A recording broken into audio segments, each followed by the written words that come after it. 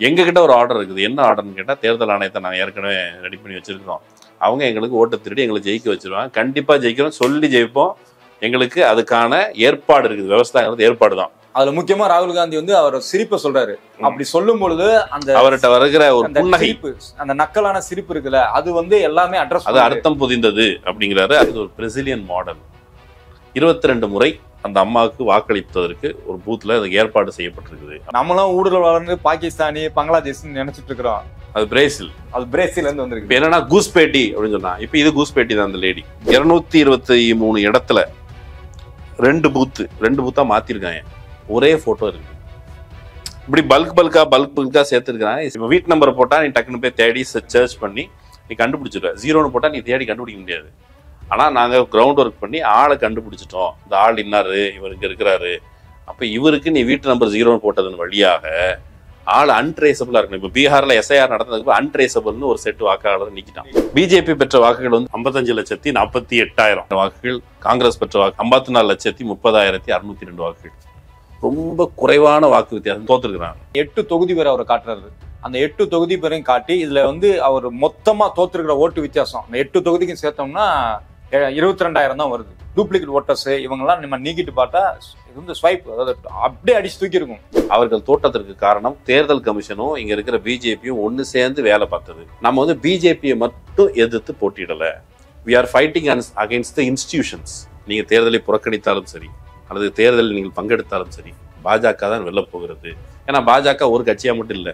இப்போ ஒருவேளை காங்கிரஸ் விலகிடுச்சு, ஆர்ஜேடி விலகிச்சு நடப்புனாங்கன்னா அவனே 2 கட்சியை நிப்பாட்டி தேர்தல் நடத்தி ஒரு டம்மி தேர்தல் நடத்தி அவன் ஜெயிக்கிறதுக்கான ஏற்பாடு பண்ணிப்பான். இந்த செட்டப் அப்படிதான் இருக்குது. தேர்தல் கமிஷன் நினைச்சா இந்த ஃப்ராட் இருக்குல்ல, இந்த ஃப்ராட்ஸை கண்டுபிடிக்க முடியும். இந்த ஃப்ராடை கண்டுபிடிக்காம இருக்கிறதுக்கு அதனுடைய தலைமையாக ஒரு ஃப்ராடு தான் இருக்கிறாரு. அப்படிங்கிறதுனால தான் அது பிரச்சனை. அதுதான் ராகுல் காந்தி வைக்கிற குற்றச்சாட்டு. பிஜேபி பீகார்ல ஒரு ஃப்ராடு தரம் பண்ணிட்டு அதெல்லாம் முடிச்சுட்டு தான் தமிழ்நாட்டுக்கு வராங்க. விஜய் அரசியல் ஆர்வம் வந்ததுனால நிறைய பேர் உள்ள ஓடி வந்துட்டாங்க சிஸ்டத்துக்குள்ள அப்படின்னு நியாயப்படுத்துறதுக்கான விஜய் இமேஜ் அதுக்கு தான் பயன்பட போகுதோ அப்படின்னு தோணுது. அது தமிழ்நாட்டை பொறுத்தளவு புரிஞ்சுன்னா விஜய் கட்சிக்காரங்க தான் அது வந்து காது கொடுத்து கேட்கணும். ராகுல் காந்தி சொல்றதை உங்க அண்ணன் புரிஞ்சுக்கிட்டா வர இந்த கேமுக்கே வர மாட்டாரு, அல்லது இந்த கேமுக்கு இணங்கி போக மாட்டார். ஆனால் அந்த இணங்கி போகிற மாதிரி தான் இது தெரியுது. இப்போ ஓட்சோரிங்கிறது குவைட் நார்மல் வந்துச்சு. ஓட்சோரி குவைட் நார்மலாக இருந்தால் தமிழ்நாடு நாளை திருடப்படும்.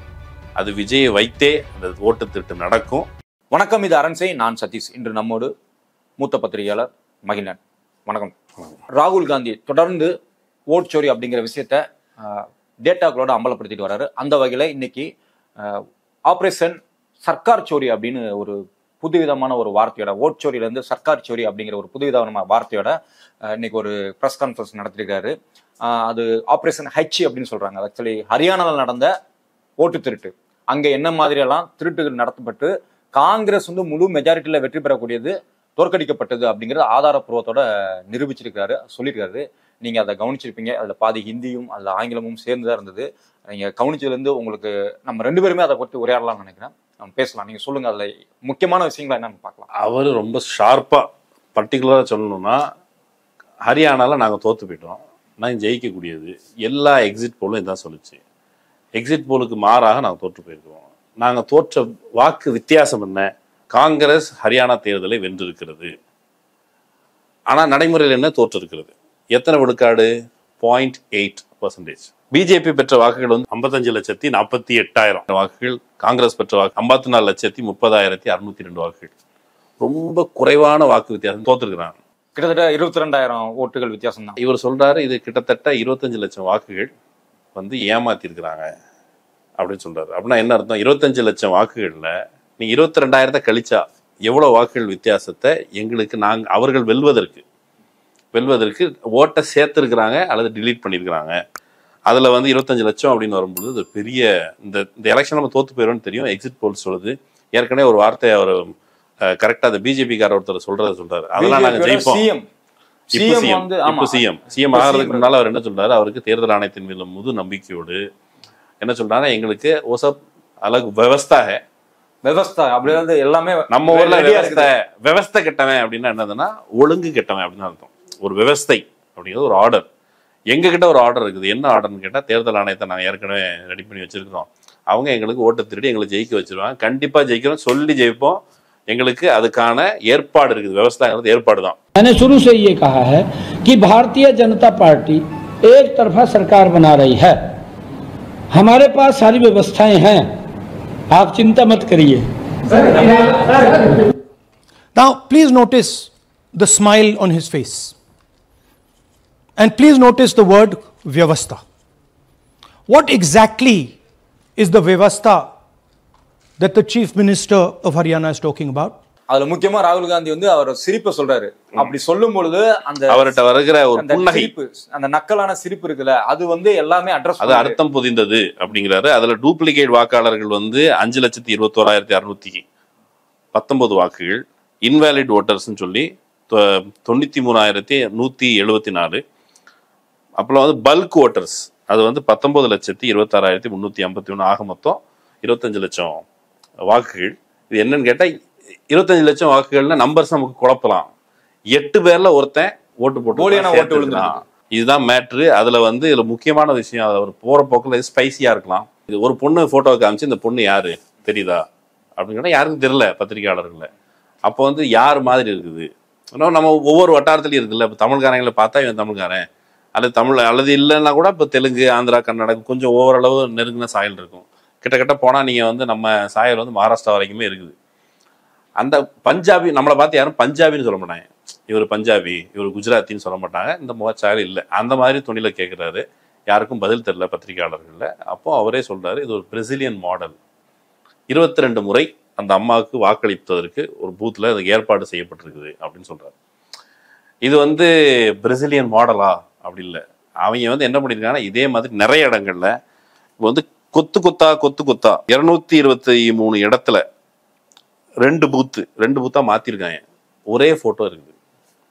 இப்படி பல்கா சேர்த்திருக்காங்க. ஒரே ஆள் பல்வேறு பூத்துகளில் 223 இடத்துல. நீ வந்து இவர் என்ன சொன்னாரு, இல்லைங்க நாங்க எப்படி எக்ஸ்ட்ராவா சேர்ந்ததுன்னு கேட்டா அது வந்து 0ங்கிறது ஏன் வந்துச்சு அப்படின்னு கேட்டா அந்த இவர் தேர்தல் ஆணையர் வந்து என்ன சொல்றாரு, அது வீடு இல்லாதவர்களுக்கு கொடுத்தோம். அது ரொம்ப சாதாரணமா வீடு இல்லாதவர்களும் கொடுக்கல. இந்த நாட்டில் பாலத்துக்கு கீழே ஒருத்தன் நைட்டு வந்து தூங்குவான்னா அவனுக்கு கூட நாங்க வந்து ஓட்டுரிமை கொடுக்கணும்னு நினைக்கிறோம். அதனால அந்த டோர் நம்பர் 0ன்னு போட்டோம். அந்த குச்சி நீங்க வந்து சந்தேகப்பட்டு கேட்கலாமா? நாங்க எவ்வளவு சின்சியரா வேலை பார்க்குறோம். அவர் சொன்னதுக்கு கரெக்டான மீம் எப்படி இருக்கு தெரியுமா? ஃபார் எக்ஸாம்பிள் இந்த கவுண்டமணி ஒரு காமெடி ஒன்று தெரியுமா, என்ன எதுக்கு எடுத்தாலும் மேல இருக்கவன் மேல இருக்கிறது கீழே ஒருத்தன் கிடக்குறான் அவனை சொல்லுங்கிற மாதிரி தான். அவர் ஓட்டு யாருக்கிட்டா கொடுத்தேன்னு கேட்டா கட்டில் கீழே இருக்கவனு கொடுத்தேங்கிற மாதிரி அவர் சொல்றாரு. ஆனா அதையும் கூட தேடி போய் 0 நம்பர் இருக்குல்லப்பா, அது இங்க பாரு, 0 நம்பருக்கு பின்னால இருக்கிற தியரி என்ன, நோக்கம் என்ன. 0ன்னு போட்டா நீ டக்குன்னு போய், இப்போ வீட்டு நம்பர் போட்டா நீ டக்குன்னு போய் தேடி சர்ச் பண்ணி நீ கண்டுபிடிச்சிடுவ. 0ன்னு போட்டா நீ தேடி கண்டுபிடிக்க முடியாது. ஆனா நாங்க கிரவுண்ட் ஒர்க் பண்ணி ஆளை கண்டுபிடிச்சிட்டோம். இந்த ஆள் இன்னாரு, இவர் இங்க இருக்கிறாரு. அப்ப இவருக்கு நீ வீட்டு நம்பர் 0ன்னு போட்டதன் வழியாக ஆள் அன்ட்ரேசபிளா இருக்கணும். இப்ப பீகார்ல SIR நடந்ததுக்கு அன்ட்ரேசபிள்னு ஒரு செட் வாக்காளர் நீக்கிட்டான். ஆனா எக்ஸ்ட்ராவா வாக்குகள் சேர்த்துருக்கிறான். பீகார் SIR பொறுத்தளவுக்கு ஒரு எடுத்துக்காட்டுக்கு 5 லட்சம் டூப்ளிகேட் ஓட்டு எப்போ SIR முடிஞ்சதுக்கு பிறகு 7.72 கோடி பேர் முதல்ல இருந்திருக்கிறாங்க. எப்போ லோக்சபா எலெக்ஷன் அப்போ. இப்போ அதை வந்து 7.42 அப்படின்னு மாத்திருக்காங்க. இந்த 42ல 30 லட்சம் பேர் போயிட்டாங்கல்ல, 30 லட்சம் பேர் நீக்கியாச்சு. மிச்சம் இருக்கிற ஏற்கனவே அங்கீகரிக்கப்பட்ட வாக்காளர்கள்னு இவங்களுக்கு கொடுத்த லிஸ்ட்லேயே கூட 5 லட்சம் பேர் அந்த ஃபார்மே ஃபில் பண்ணாதவங்க பேர் இருக்குது. அந்த மாதிரி தான் அவங்க பண்ணியிருக்கிறாங்க. இப்போ SIR பற்றி பேசிட்டு இருக்கோம். SIR பற்றி பேசும்பொழுது இப்போ நம்ம ஒரு செய்தியை பார்க்கணும் அப்படின்னு சொன்னா இது தொடர்பான செய்தி. இப்போ எனக்கு திருநெல்வேலியில ஏதாவது நடக்குது அப்படின்னு தெரியும்னா நான் வேட்டு நியூஸ் அப்ளிகேஷன் அதை யூஸ் பண்றேன். அதுல பார்த்து டவுன்லோட் பண்ணி வச்சுக்கிட்டீங்கன்னா டக்குன்னு திருநெல்வேலியில் என்ன நடக்குது நம்ம உடனே பார்த்துக்கலாம். அதே மாதிரி சேலத்தில் நடக்குது, மும்பை தாராவில நடக்குது கூட நமக்கு தெரிஞ்சுக்கலாம். அப்படி உங்களுக்கு உடனடியாக நியூஸ் தெரியணும் அப்படின்னா வேட்டு நியூஸ் ஆப் கீழே கமெண்ட் செக்ஷன்ல இருக்குது, பின் பண்ணியிருப்போம். டவுன்லோட் பண்ணி யூஸ் பண்ணுங்க. இப்போ ஹரியானா இதுக்கு முன்னாடியே நடந்துருச்சு. பீகார்ல கண்ணு முன்னால் நடந்தது. ஏதோ வந்து இப்போ ராகுலுடைய முன்னெடுப்பு காரணமாக வெளியே வந்தது. ஹரியானா லேட்டா வந்திருக்குது. அதே பத்திரிகையாளர் கேட்டாங்க, ஏன் எப்போ வேணாலும் லேட்டா வந்து சொல்லிட்டு இருக்கீங்க? இல்ல அதுலயுமே ஹரியானா எலெக்ஷன்ல பாத்தீங்கன்னா 8 தொகுதி பேர் அவர் காட்டுறாரு. அந்த 8 தொகுதி பேரையும் காட்டி இதுல வந்து அவர் மொத்தமா தோத்துருக்கிற ஓட்டு வித்தியாசம் அந்த 8 தொகுதிக்கும் சேர்த்தோம்னா 22,000 தான் வருது. அந்த 8 தொகுதியையும் நீங்க மறுபடியும் இந்த மாதிரி டூப்ளிகேட் ஓட்டர்ஸ் இவங்கெல்லாம் நம்ம நீக்கிட்டு பார்த்தா இது வந்து ஸ்வைப், அதாவது அப்படியே அடிச்சு தூக்கி இருக்கும். ஈஸியா காங்கிரஸ் வெல்ல வேண்டிய தேர்தலை இழந்திருக்கிறது. இது வந்து காங்கிரஸ் எதனால் இழந்தது அப்படின்னு ஒரு கேள்வி இருக்கு. காங்கிரஸ் வந்து வழக்கமா இங்க இருந்து நம்மளே அந்த சமயத்துல பேசியிருக்கோம், இவங்க எப்படிதான் ஒரு ஒழுங்கா வந்து வேலை பார்க்க மாட்டாங்க, அவங்க வந்து இப்படியே சோம்பேறித்தனமா இருந்தா தோத்து போயிட்டாங்க. காங்கிரஸ் எப்பவுமே இப்படிதான் காங்கிரஸில் பலவீனம் இருக்கிறதா? இருக்குது. இந்தியாவில் இருக்க எல்லா கட்சிகள்லையும் அப்படியான பலவீனங்கள் இருக்குது. ஆனா இந்த கட்சிகள் தங்களுடைய பலவீனத்தின் காரணமாக மட்டும் தோற்கவில்லை, மக்களிடம் செல்வாக்கு குறைந்த காரணத்தினால் மட்டும் தோற்கவில்லை. இப்ப இவங்க வழக்கமா சொல்ற மாதிரி ஆன்டி இன்கம்பன்சி காரணமாக மட்டும் தோற்கவில்லை. அவர்கள் தோற்றத்திற்கு காரணம் தேர்தல் கமிஷனும் இங்க இருக்கிற பிஜேபியும் ஒன்னு சேர்ந்து வேலை பார்த்தது. ராகுல் காந்தி கொஞ்ச நாளைக்கு முன்னாடி ஸ்டேட்மெண்ட் சொல்லியிருந்தாரு, நம்ம வந்து பிஜேபியை மட்டும் எதிர்த்து போட்டியிடல, we are fighting against the institutions. அம்பையரோடையும் சேர்த்து சண்டை போடுறோம். ஆமா, இப்போ பிஜேபிக்கு நிறைய விங் இருக்குது. அவங்களுக்கு தொழிலாளர் நல அணி அல்லது எஸ்சி அணி இப்படி நிறைய அணிகள் இருக்குது. இந்த அணி மட்டும் இல்லை, அவங்க எக்ஸ்ட்ரா வச்சிருக்கிற அணி வந்து தேர்தல் ஆணைய அணி. தேர்தல் ஆணைய அணி அது இவங்களுக்கு ஃபேவரபுளா வேலை பார்த்து கொடுக்குது. இடி அணி, சிபிஐ அணி, இப்படி வகை வகையா அணி வச்சிருக்காங்களே. இந்த அணி தேர்தலை ஓட்டை திருடி கொடுக்குறது. இப்போ என்ன பண்ணிட்டாங்கன்னா, திருடினதுல ஒரு படத்துல வடிவேலு வந்து திருட போவாரு. அப்போ வந்து போலீஸ் டக்குன்னு வந்துடும். இங்க எப்படிதான் வந்து பிடிச்சிங்கன்னு கேட்டா, நெடுக மிளகா பொடி தூக்கிட்டு வந்திருப்பாங்கல்ல, அப்படி மிளகா பொடி தூக்கிட்டு போற வேலையை சேர்ந்து தேர்தல் கமிஷன் செஞ்சிருச்சு.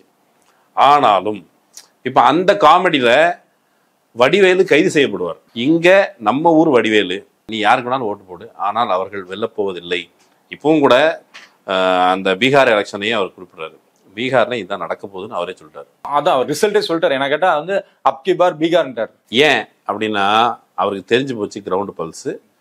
பிஜேபிக்காரன் என்ன சொல்லுவான், தோத்து போறதுக்காக இவர் வந்து முன்னாடியே வாய்தா வாங்குறாரு அப்படின்ட்டு. அப்படி இல்லை. இந்த தேர்தல் நீங்க என்னதான் இப்போ வந்து வழக்கமா சில சொல்லும் பொழுது நீங்க தேர்தலை புறக்கணிங்கன்னு சொன்னாங்க. நீங்க தேர்தலை புறக்கணித்தாலும் சரி, அல்லது தேர்தலில் நீங்கள் பங்கெடுத்தாலும் சரி, பாஜக தான் வெல்ல போகிறது. ஏன்னா பாஜக ஒரு கட்சியா மட்டும் இல்லை.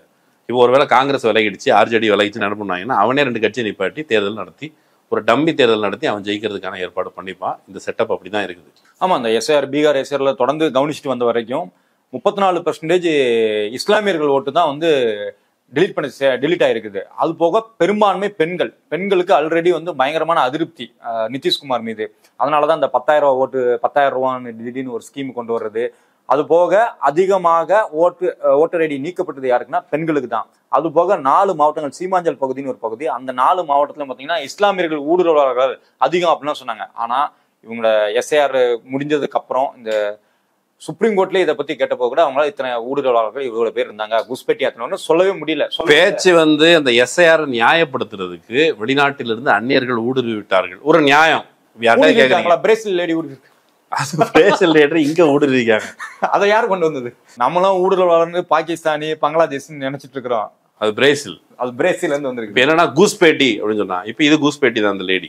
இப்ப இந்த கூஸ்பேட்டின்னு சொல்லி அவன் ஒரு பொது நியாயத்தை ஏற்படுது. தன்னுடைய அட்ராசிட்டி எல்லாத்துக்குமே மதம், சாதி, இனம், மொழி இதை எதையாவது வச்சுக்கிட்டு, ஏதாவது ஒரு புலவை வச்சுக்கிட்டு, இப்போ பீகார் எலெக்ஷனுக்கு இப்போ வந்து நம்ம இங்க உட்காந்துருக்கோம், எலெக்ஷன் எங்கேயோ நடக்குது, நமக்கு அதுக்கு சம்மந்தமே இல்லை. ஆனா நம்ம பயன்படுத்துறாரு மோடி. ஆமா, ஒரு புது எதிரியை உருவாக்கணும். எப்போ அங்க தமிழ்நாட்டுக்கு போனா நீங்க வேலை பார்க்க போறீங்க, கணிசமான மக்கள் அங்கிருந்து மைக்ரேட் ஆகுறாங்க. உங்களுக்கு எதிரி யாரு? முஸ்லீம் சொன்ன அவன் மதிக்க மாட்டேங்கிறான், உனக்கு முஸ்லீம் மദ്രാசி தான் அப்படின்னு சொல்லி ஒரு ஈஸியான ஒரு டெண்டன்சியை உருவாக்க முடியுது. எங்கெல்லாம் அவங்க மைக்ரேட் ஆகுறாங்களோ அந்த ஊர்ல இருந்து மைக்ரேட் லேபர், இப்போ வந்து பீகாரை பொறுத்த அளவுக்கு எல்லாருமே மைக்ரேட் ஆகிறாங்க. கணிசமான மைக்ரேஷன் இருக்குது. அந்த மைக்ரேஷனை அந்த குடும்பங்கள்ல இருந்து வாக்கு திருடுறதுக்கு எப்படி திருடுறது? நான் பாரு, புருஷன் அங்கே போறானா, தமிழ்நாட்டுக்கு போனா தமிழ்நாட்டில் அடிக்கிறாங்க, அவனை கூட்டு வந்து ஒரு லல்லு பிரசாத் யாதவ் மகா வந்து பேரணி கூட்டு வர்றாரு, முக ஸ்டாலினை கூட்டு வர்றாரு. அதனால நீ ஆர்ஜேடிக்கு ஓட்டு போடாத. ஆர்ஜேடிக்கு ஏன் இப்போ வந்து அவங்க எந்த முறையில் ஓட்டு கேட்கலன்னா, நிதிஷ்க்கு ஏன் ஓட்டு போடணும்னு கேட்கல, ஆர்ஜேடிக்கு ஏன் ஓட்டு போடக்கூடாதுன்னா, அவர்கள் தமிழர்களோட உறவு வைத்திருக்கிறார்கள், பஞ்சாபியர்களோட உறவு வைத்திருக்கிறார்கள், உங்களை அங்கெல்லாம் போனால் இழிவுபடுத்துறாங்க. இப்படி ஒவ்வொரு எலெக்ஷனையும் திருடுறதுக்கு வேற ஃபார்மேட் வச்சிருக்காங்க. ஹரியானா எலெக்ஷனை இந்த வகையில திருடி இருக்கிறாங்க. அந்த அடிப்படையில் நாங்க நேரடியா அங்க போய் பேசினப்போ அங்க இருக்க ஒருத்தர் சொன்னாரு, நான் ஏன் வெளியில போய் வேலை பார்க்கணும், என்னை பீகாரின்னு பஞ்சாப்ல திட்டுறான், தமிழ்நாட்டுல திட்டுறான், இல்ல டெல்லியில திட்டுறான்னா என்னை நீ அனுப்புறது நீ தானே அனுப்புற, எனக்கு இங்க வேலை வாய்ப்பு ஏற்படுத்தி கொடுத்தா நான் ஏன் வெளியில போய் வேலை பார்க்கறேன்னு அறிவா இப்ப கேட்க ஆரம்பிச்சிருக்காங்க. ஷ்ரமிக் எக்ஸ்பிரஸ் அப்படின்னு சொல்லி எதுக்குடா விடுற? வட இந்தியாவிலிருந்து அந்த மக்கள், உழைக்கும் மக்கள், ஹியூமன் ரிசோர்ஸ், அதை வந்து இங்க வருது, ட்ரெயின்ல வருது. அவங்கள வந்து உருப்படியா தான் பாக்குறாங்களே ஒழிய அவங்கள வந்து ஒரு மனிதர்கள் அப்படி பார்க்கல. பிஜேபி அப்படி பார்க்கல. அவங்க வாக்கு போடுறதுக்கான எந்திரம், அல்லது வாக்கு இங்க இருந்து இப்போ தமிழ்நாட்டில் கூட ஓட்டு போடுறதுக்கு தான் அவங்க இங்க. அவன் எதுக்கு வரான்? ஆக்சுவலி பீகாரி ஒருத்தர் இங்க எதுக்கு வராரு? அவர் வேலை பார்க்க வராரு, பிழைக்கிறதுக்கு, தம் பிள்ளைகளுக்கு ஏதாவது கொடுக்குறதுக்கு வராரு. அதுக்கு மாற அவங்கள வாக்கு எந்திரமாக, அவங்களே வாக்கு எந்திரமா பார்க்குற பார்வை பிஜேபிகிட்ட இருக்குது. ஒண்ணும் இல்லை. இப்போ இதுல ஒரு கட்டத்துக்கு வந்துட்டோம். இவன் ஹரியானா பார்த்துட்டோம்.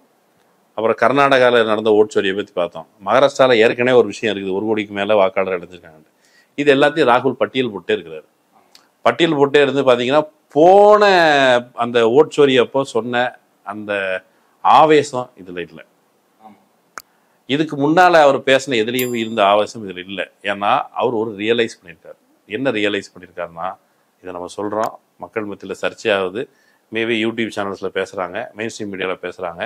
அதையும் கூட பைபாஸ் பண்ணுறதுக்கு இப்போ வந்து ஓட்டு அதிகார யாத்திரான்னு பீகாரில் நடத்துனாரு. அங்கே யாத்திரை அவர் தொடங்குறாருன்னா இவன் உடனே ஒரு தேர்தல் கமிஷனர் உட்காந்துக்கிட்டு ஒரு ப்ரெஸ் மீட்டை கொடுத்து அதை பைபாஸ் பண்ணுறதுக்கு ஏதாவது பண்ணுறாங்க.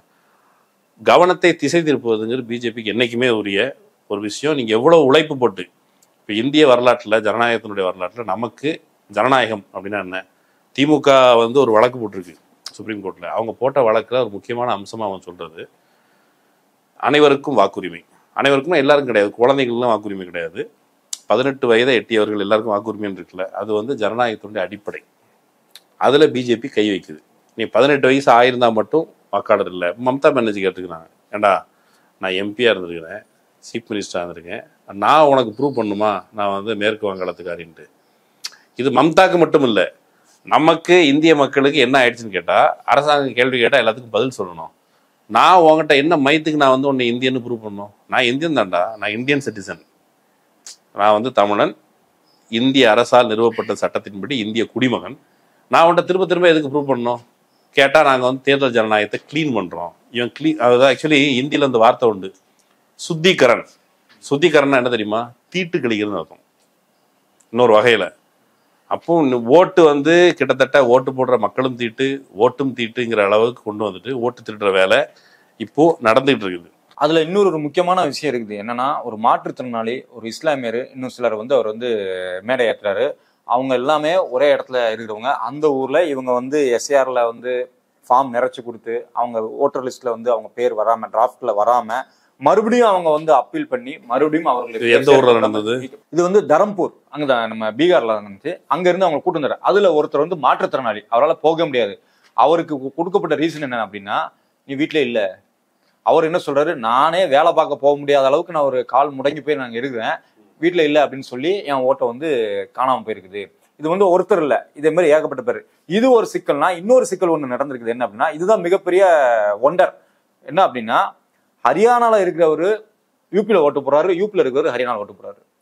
அதாவது 2 இடத்துலயுமே ஒரு ஓட்டு இருக்கு. அது யாருன்னு பாத்தீங்கன்னா, ஒரு வைஸ் சேர்மன், பிஜேபியோட வைஸ் சேர்மன். அவருக்கு ஓட்டு இங்கே இருக்குது, அங்கே இருக்குது. அவரோட பையன் பேர்ல அங்கே இருக்குது, அங்கே இருக்குது. அதே மாதிரி அவர் வந்து பிஜேபி மினிஸ்டர் கூட இருக்கிற போட்டோ எல்லாம் எடுத்து வந்து ராகுல் காந்தி காட்டுறாரு. அப்போ இது எப்படி நடக்குது? ஃபார் எக்ஸாம்பிள், அவன் என்ன சொன்னான், ஜென்யூனான மைக்ரேஷன். அவர் வேலை விஷயமா அங்கே போனாரு, ஓட்டு ரிஜிஸ்டர் பண்ணிக்கிட்டாரு, ஓட்டு அதுக்கப்புறம் இங்கே வந்துட்டாரு. மேபி டிலீட் பண்ண சொன்னால் தேர்தல் கமிஷன் தப்பு பண்ணிடுச்சுன்னு கூட பிஜேபி தப்பிக்கும். அவர் சாதாரணமாக விஷயம் கேட்குறாரு. தேர்தல் கமிஷன் நினச்சா ஒரு சாஃப்ட்வேரை வச்சு, எப்பா ஒரே ஃபோட்டோ இருக்கிறத காமி அப்படின்னு சொன்னால் உடனே காமிச்சிடும். இல்லை, அது ஆக்சுவலி என்ன அப்படின்னா, சாஃப்ட்வேர் புதுசாலாம் நீங்கள் கண்டுபிடிக்க வேண்டாம். 2016 நசீம் அப்படிங்கிற ஒரு தேர்தல் ஆணையர் வந்து ஒரு விஷயத்தை கொண்டு வராரு. நேஷனல் எலக்டோரல் ரோல் பியூரிஃபை அப்படின்னு ஒரு சிஸ்டத்தை கொண்டு வராரு. அதுல வந்து ஒரு சாஃப்ட்வேர் பயன்படுத்துறாங்க. என்ன சாஃப்ட்வேர் அப்படின்னா, ஃப்ராட் டிடெக்டிவ் சாஃப்ட்வேர். இப்படி ஒரு சாஃப்ட்வேரை கொண்டு வந்து அது வந்து 80% 90% போட்டோ டு போட்டோ வந்து ஃபேஸை வந்து மேட்ச் பண்ணிடும். அப்புறமா அட்ரஸ், நேம்ஸ், சேம் நேம் இருந்தால் அதை உடனே லிஸ்ட் எடுத்து காட்டிடும். இது வந்து 2016 வந்து ஆரம்பிச்சு, இதை வந்து அங்க இருக்கிற ஏஆர்ஓ அவங்களுக்குள்ள சில லெவல் ஒன்றுல அந்த ஆஃபீஸர்ஸ் எல்லாமே ஸ்டேட் வைஸ் ஆக்சஸ் பண்ணக்கூடிய இதுல இருந்துச்சு. இதை வந்து 2022 ராஜஸ்தான் தேர்தலில், இன்னும் சில தேர்தல்களையும் நடத்திருக்கிறாங்க. ஈவன் 2024 டெல்லியில கூட இதை அப்ளை பண்ணியிருக்காங்க. ரிப்போர்ட்டர்ஸ் கலெக்டிவ் என்ன சொல்லுது அப்படின்னா, இது வந்து இங்க பயன்படுத்தப்படல, பீகார்ல வந்து பயன்படுத்தப்படல, இந்த சாஃப்ட்வேரை யூஸ் பண்ணி மேட்ச் பண்றதை வந்து கண்டுபிடிக்கப்படல அப்படின்னு அந்த அதிகாரிகள் 4 பேர் வந்து அவர்கிட்ட வாக்குமூலம் கொடுத்ததா, பேட்டி கொடுத்ததா வந்து ரிப்போர்ட்டர்ஸ் கலெக்டிவ் சொல்றது. ஆனா தேர்தல் ஆணையம் என்ன சொல்லுது, 5 லட்சம் பேரை வந்து நாங்க அதை வந்து நீக்கணும் அப்படின்னு அவங்க ஒரு பிரஸ் ரிப்போர்ட் வந்து கொடுக்குறாங்க. ஆக எப்படி பார்த்தாலும் 2023 அப்புறம் இந்த ஆக்சஸ் இருக்குல்ல, இந்த ஆக்சஸை வந்து டெல்லி மட்டும் தான் இப்ப கையில வச்சிருக்குது.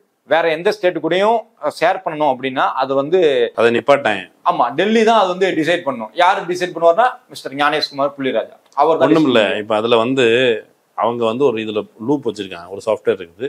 அந்த சாஃப்ட்வேர்ல கிட்டத்தட்ட 80% அக்யூரசி இருக்குதுன்னு சொன்னா, அவன் என்ன சொல்லுவான்னா 20% மிஸ் ஆயிடுச்சுன்னு ஒரு நியாயத்தை வச்சிருப்பான்.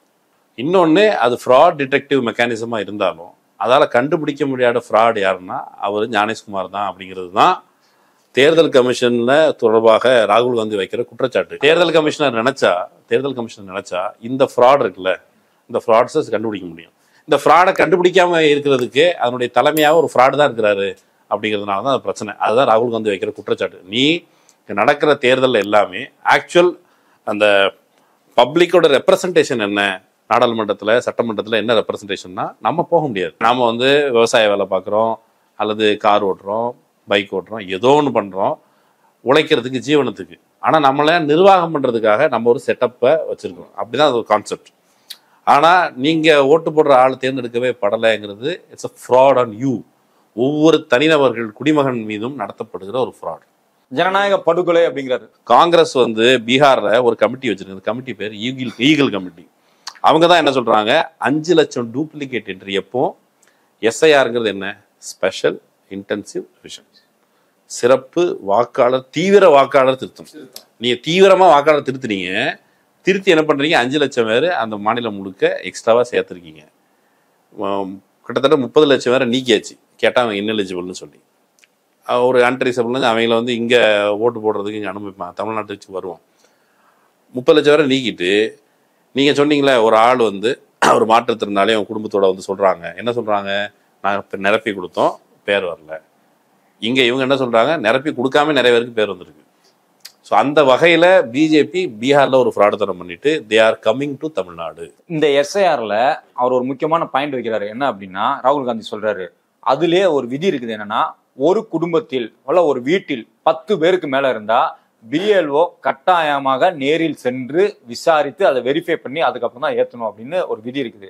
ஆனா இங்க ஒவ்வொரு வீட்லயும் 100 பேரு 66 பேரு பிஜேபியோட 200 லட்சம் பேர்லாம் இருக்கிறாங்க. பிஜேபியோட பர்சன் வீட்டுல 66 பேரு. அந்த வீட்டை போய் யாரும் செக் பண்ணாங்களா? இல்ல. அப்போ எஸ்ஐஆர்ங்கிறது என்ன மாதிரி நடைபெறுது? அதுல என்ன பிரச்சனை இருக்குன்னா, மீடியா இருக்குல்ல, மீடியா ராகுல் காந்தி ஒண்ணு பேசுறாரு, ஒரு மிக முக்கியமான குற்றச்சாட்டு. ராகுல் காந்தியை ஏற்கனவே முன்னாடி பப்புனாங்க. இப்போ ராகுல் காந்தி சொல்ற வருஷன் அப்படி பப்புன்னு சொல்லி நெகேட் பண்ண முடியாதுங்கிறதுனால அவர் வைக்கிற குற்றச்சாட்டை மலினப்படுத்துவதோ அது குறைச்சி காட்டுவதோ அதனுடைய தீவிரத்தை குறைச்சி காட்டுற வேலையை மீடியா சகிதமாக தேர்தல் கமிஷன் போய் மீடியாவை சேர்ந்துக்கிட்டு இந்த குற்றச்சாட்டை மட்டுப்படுத்துறதுக்கு நார்மலுங்க, ரொம்ப சாதாரணங்க.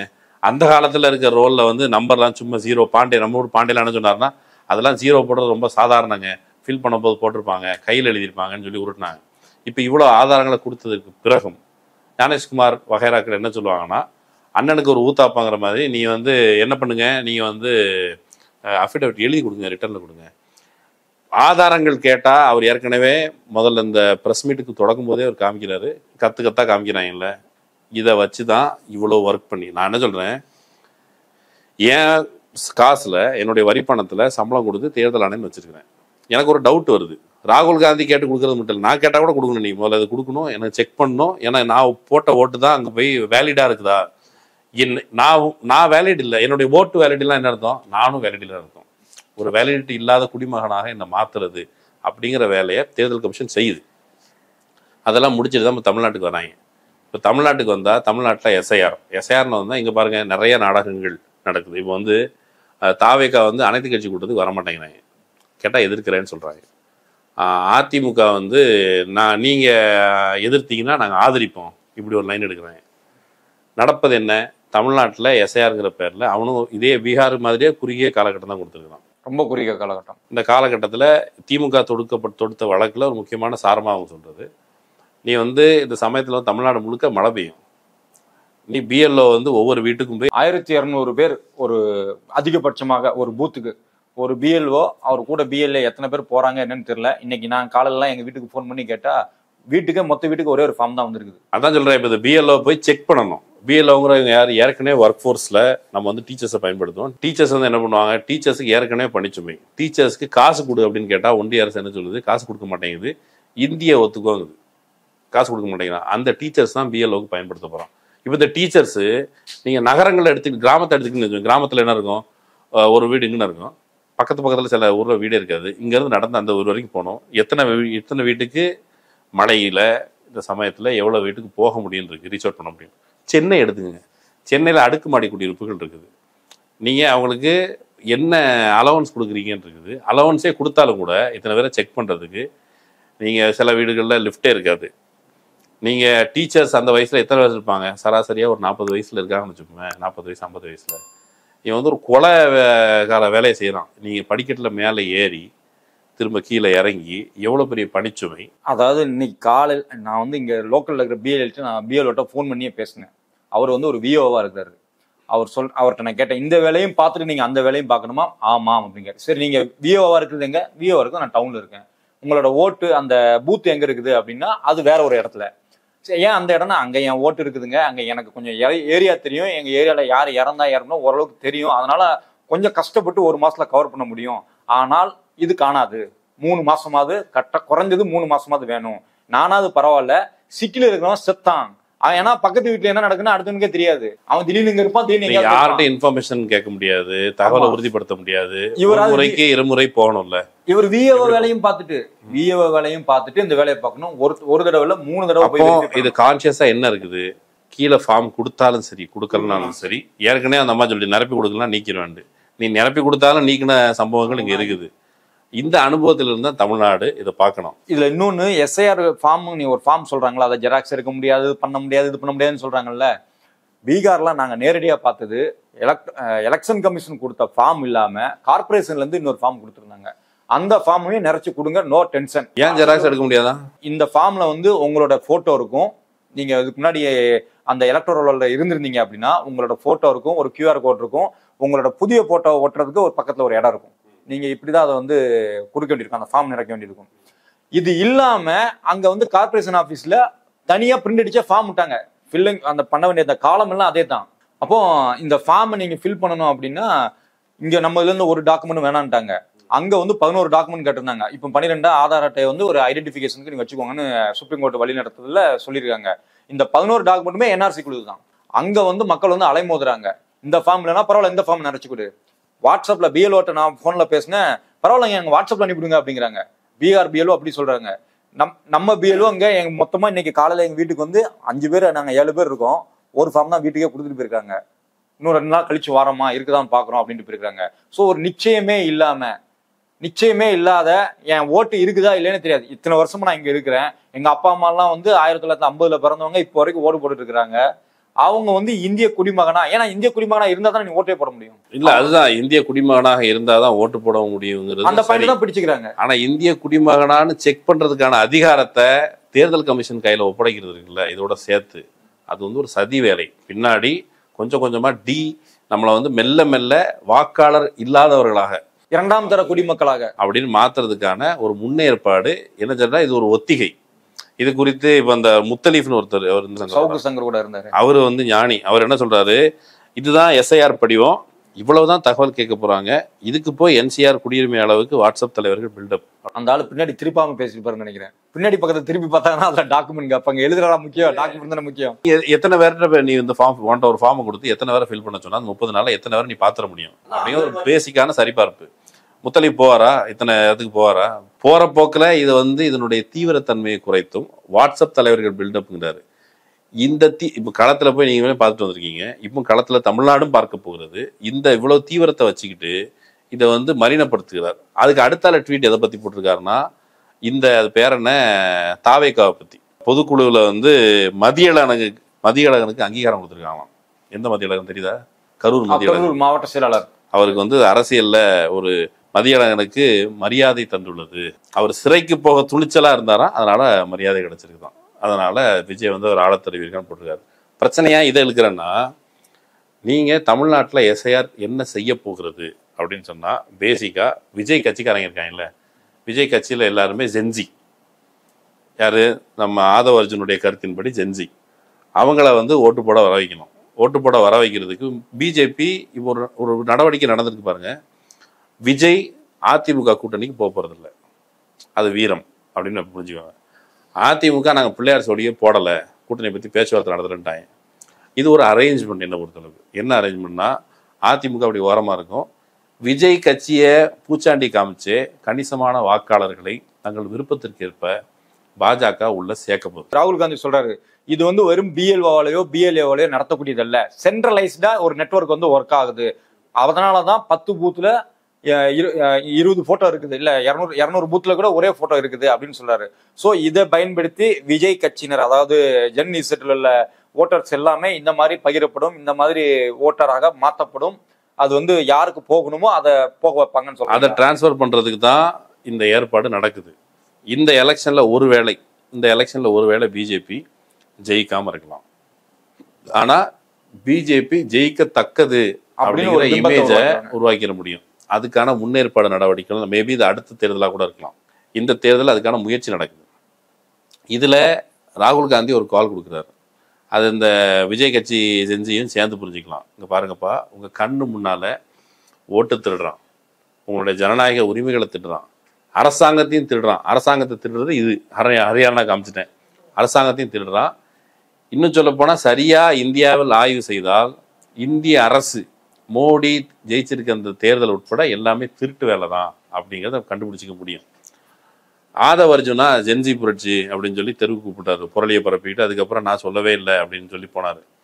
இவரும் ஜென்சிக்களை தெருவுக்கு கூப்பிடுகிறார். ஏன்னா அவர் அவ்வளவுதான் சொல்ல முடியும். ஜனநாயக வழியிலே தான் நம்மளும் போராட்டங்களை வரவேற்கிறோம். ஆனா பிரச்சனை என்னன்னு கேட்டா, இந்த குறிப்பிட்ட பிரச்சனையில ஒரு வேளை வந்து பேசல அப்படிங்கிற பட்சத்தில் விஜய் மாதிரியான ஸ்டாரை வச்சு தமிழ்நாட்டுல ஒரு முறைகேடை ரொம்ப சீக்கிரமா ரொம்ப அடுத்து நம்ப வச்சிடலாம். ஆமா, ஏன்னா விஜய்க்கு ஓட்டு இருக்குங்க. புதுசா இவ்வளவு காணும் எப்படி சேர்க்க முடியும் அப்படின்னு கேட்டா, இவ்வளவு பேரு விஜய் வராத வரைக்கும் அரசியல் ஆர்வம் இல்லாம இருந்தாங்க. இவ்வளவு பேர் விஜய் அரசியல் ஆர்வம் வந்ததுனால நிறைய பேர் உள்ள ஓடி வந்துட்டாங்க சிஸ்டத்துக்குள்ள அப்படின்னு நியாயப்படுத்துறதுக்கான விஜய் இமேஜ் அதுக்கு தான் பயன்பட போகுதோ அப்படின்னு தோணுது. அப்ப அதனாலதான் அவர் நேரடியா ஜென்சிக்களை நோக்கி ராகுல் காந்தி கோரிக்கை வைக்கிறாரு. அது தமிழ்நாட்டை பொறுத்தளவு புரிஞ்சுன்னா விஜய் கட்சிக்காரங்க தான் அது வந்து காது கொடுத்து கேட்கணும். எங்க அண்ணன் வந்து ராகுல் காந்தியோட கூட்டணி பேச்சுவார்த்தையில் இருக்காரு. இல்லை, ராகுல் காந்தி சொல்றதை உங்க அண்ணன் புரிஞ்சுக்கிட்டா அவர் அந்த கேமுக்கே வரமாட்டாரு, அல்லது இந்த கேமுக்கு இணங்கி போக மாட்டார். ஆனா அந்த இணங்கி போகிற மாதிரி தான் இது தெரியுது. பிஜேபியோட கூட்டணி இல்லை, அதிமுகவோட கூட்டணி இல்லை. ஆனா அந்த ஜென்சி இளைஞர்களை சிஸ்டத்துக்குள்ள பெரிய டம்ப் பண்ணி பிஜேபி திருடிட்டு போகுது. அது ஒருவேளை சர்க்கார் சோரி, ஓட் சோரி புடிஞ்சு தமிழ்நாடு சோரி நடக்காம இருக்கணும், தடுக்கணும்னு சொன்னா தமிழ்நாடு விழிப்போட இருக்கணும். அவர் ரொம்ப ஷார்ப்பானு சொல்றாரு. நீங்க என்ன பண்ணிருக்கீங்கன்னு கேக்குறான். சித்தார்த் அப்படிங்கிற ஏஎன்ஏ நிருபர் தான் அந்த முதல் கேள்வியை கேட்கிறாரு. இப்ப பிஎல்ஏக்கள்லாம் சரியா இருந்தா அதை தடுக்க முடியாதா? இந்த மாதிரி வெவ்வேறு ஆட்கள் சேர்க்கறது வைக்கிறதுலாம் நீங்க தானே பண்றீங்க, பிஎல்ஏ வந்து பிஎல்ஓ கூட தானே போறாருன்னப்போ அப்போ அது ராகுல் காந்தி அதுக்கு தெளிவா பதில் சொல்லிட்டாரு. कोई कुछ नहीं कर सकता, कोई पार्टी कुछ नहीं कर सकता है.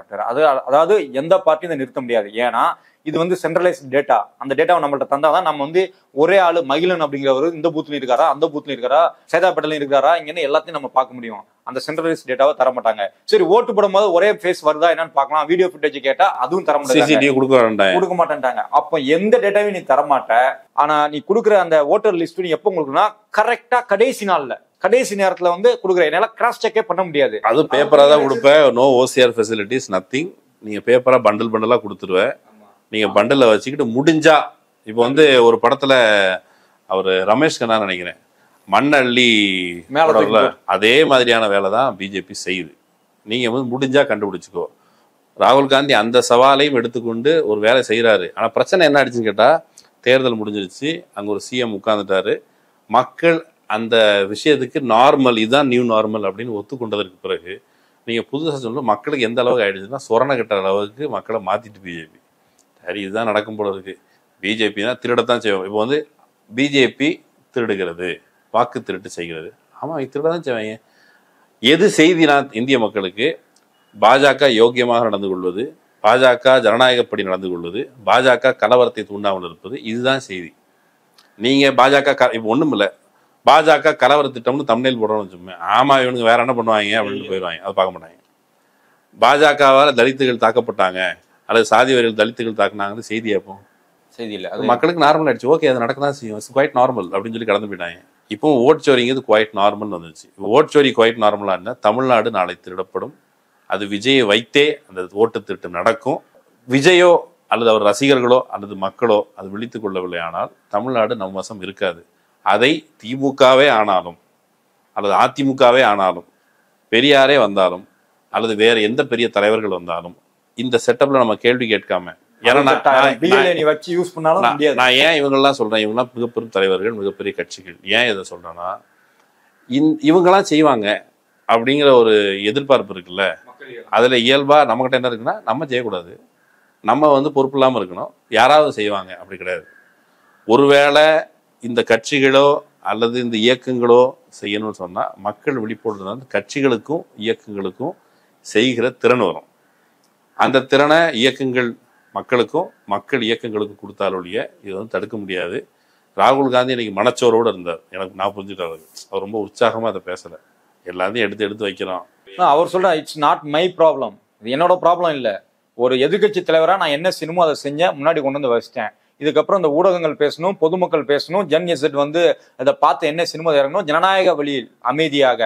அப்புறமா சூடு சொரண மானம் இதெல்லாம் அவர் திரும்ப சொல்றது தெரியுமா, வயலன்ஸை தூண்டினான்னு சொல்லுவாங்க. ஆனா இது இந்த ஓட்டு திருட்டுங்கிறது மக்கள் மீது நிகழ்த்தப்படுகிற ஒரு வயலன்ஸ். நீ இந்த வயலன்ஸை நிறுத்து அப்படின்ட்டு சத்தமா தான் கேட்கணும், கூட்டு சேர்ந்து தான் கேட்கணும். மேபி அது வயலன்ஸ் இல்லாமல் இருக்கலாம், ஆனா நீ சத்தமா கேட்கல, அவனுக்கு கேட்குற மாதிரி நீ கேட்கல அப்படின்னு சொன்னா, அல்லது அவனுக்கு உரைக்கிற மாதிரி அவனுக்கு நிறுத்துற மாதிரி கேட்கலன்னா இது எப்போதும் தடுக்க முடியாது. நாம வந்து இந்தியாவில் அரசியல் சாசனப்படி நிறுவப்பட்ட அமைப்புகள் நம்மை கைவிடுகிற சூழலுக்கு வந்திருக்கிறோம். இதை காப்பாற்றணும், நமக்கு கிடைச்ச உரிமை அது. நாம் இதுக்கு முன்னால மனிதர்களாக இல்லை, மனிதர்களாக நடத்தப்படவில்லை. இந்த வாக்குரிமை என்பது நமக்கு நம்மளும் மனிதர்கள்ங்கிற உத்தரவாதம். மனிதர்களுங்கிற உத்தரவாதம் இந்தியாவில் மெல்ல மெல்ல நம் கைவிட்டு நீங்குகிறதோ என்கிற அச்சம் வரும் பொழுது அப்போது பதட்டம் வரணும்.